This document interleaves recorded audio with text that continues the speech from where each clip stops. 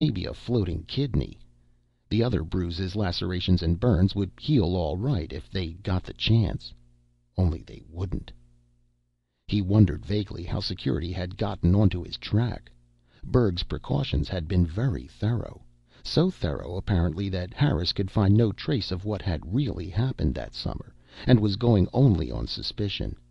But what had made him suspicious in the first place? An anonymous tip-off? From whom? Maybe some enemy, some rival on the project had chosen this way of getting rid of his sector chief. In the end, Lancaster thought wearily, he'd tell. Why not do it now? Then probably he'd only be shot for betraying Berg's confidence. That would be the easy way out. No, he'd hang on for a while. There was always a faint chance. His cell door opened and two guards came in. He was past flinching from them, but he had to be supported on his way to the questioning room. Harris sat there, still smiling. "How do you do, Dr. Lancaster?" he said politely. "Not so well, thank you." The grin hurt his face. "I'm sorry to hear that, but really it's your own fault. You know that." "I can't tell you anything," said Lancaster. "I'm under security oath.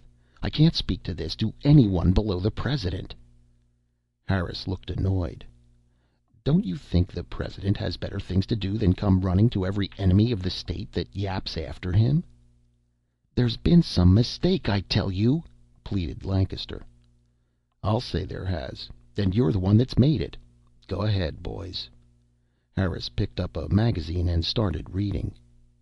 After a while, Lancaster focused his mind on Karen Marek, and kept it there. That helped him bear up. If they knew, out in the station, what was happening to him, they wouldn't forget him, try to pretend they'd never known him, as the little fearful people of Earth did. They'd speak up and do their damnedest to save their friend. The blows seemed to come from very far away. They didn't do things like this out on the station. Lancaster realized the truth at that moment, but it held no surprise. The most natural thing in the world. And now, of course, he'd never talk. Maybe. When he woke up, there was a man before him. The face blurred, seemed to grow to monstrous size and then move out to infinite distances. The voice of Harris had a ripple in it, wavering up and down, up and down. "All right, Lancaster, here's the President. Since you insist, here he is." "Go ahead, American," said the man. "Tell me. It's your duty." "No," said Lancaster. "But I am the President. You wanted to see me." "Most likely a double. Prove your identity." The man who looked like the President sighed and turned away. Lancaster woke up again, lying on a cot. He must have been brought awake by a stimulant, for a white-coated figure was beside him, holding a hypodermic syringe. Harris was there too, looking exasperated. "Can you talk?" he asked. Yes." Lancaster's voice was a dull croak. He moved his head, feeling the ache of it. "Look here, fellow," said Harris. "We've been pretty easy with you so far. Nothing has happened to you that can't be patched up. But we're getting impatient now. It's obvious that you're a traitor and hiding something." Well, yes, thought Lancaster, he was a traitor by one definition. Only it seemed to him that a man had a right to choose his own loyalties. Having experienced what the police state meant, he would have been untrue to himself if he had yielded to it. "If you don't answer my questions in the next session," said Harris, "we'll have to start getting really rough." Lancaster remained silent. It was too much effort to try to speak. "Don't think you're being heroic," said Harris. "There's nothing pretty or even very human about a man under interrogation. You've been screaming as loud as anybody." Lancaster looked away. He heard the doctor's voice. "I'd advise giving him a few days' rest before starting again, sir." "You're new here, aren't you?" asked Harris. "Yes, sir. I was only assigned to this duty a few weeks ago." "Well, we don't put on kid gloves for traitors." "That's not what I meant, sir," said the doctor. "There are limits to pain, beyond which further treatment simply doesn't register. Also, I'm a little suspicious about this man's heart. It has a murmur, and questioning puts a terrific strain on it. You wouldn't want him to die on your hands, would you, sir?" Hmm. No. What do you advise? Just a few days in the hospital with treatment and rest. It'll also have a psychological effect as he thinks of what's waiting for him. Harris considered for a moment. All right. I've got enough other things to do anyway. Very good, sir. You won't regret this. Lancaster heard the footsteps retreat into silence. Presently the doctor came around to stand facing him. He was a short, curly-haired man of undistinguished appearance. For a moment they locked eyes. Then Lancaster closed his. He wanted to tell the doctor to go away, but it wasn't worth the trouble. Later he was put on a stretcher and carried down endless halls to another cell. This one had a hospital look about it, somehow, and the air was sharp with the smell of antiseptics. The doctor came when he was installed in bed and took his arm and slipped a needle into it. "Sleepy time," he said. Lancaster drifted away again.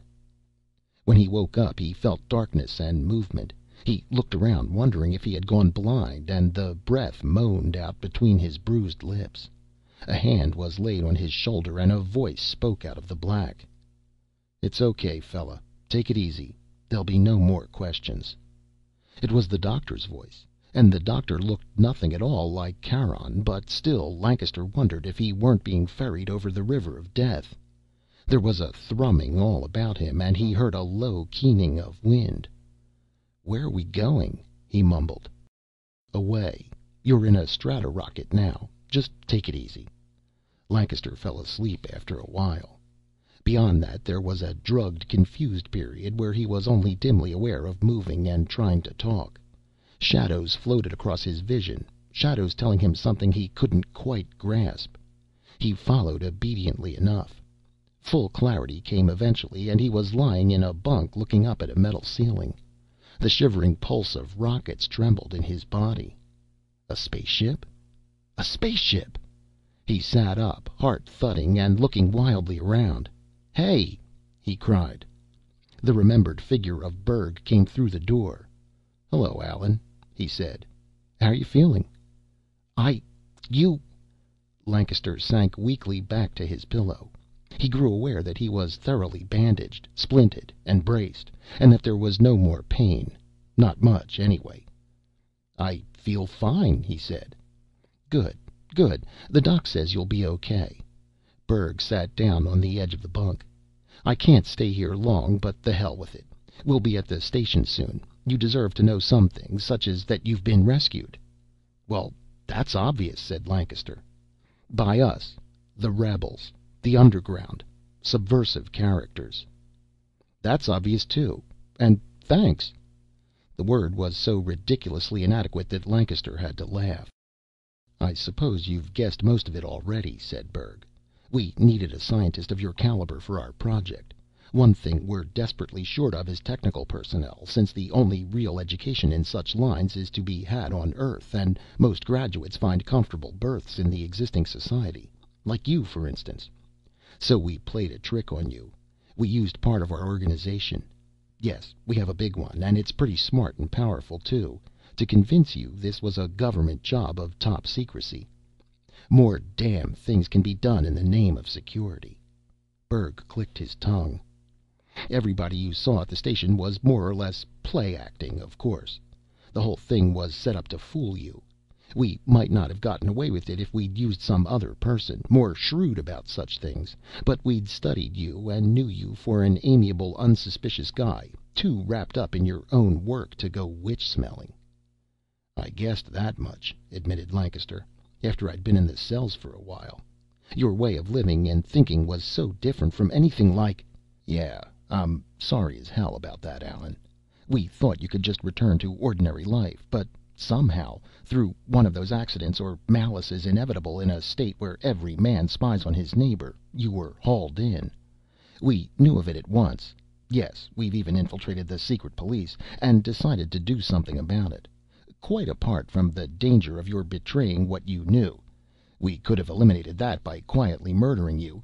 There was the fact that we'd gotten you into this, and we did owe you something. We managed to get Dr. Pappas transferred to the Inquisitory where you were being held.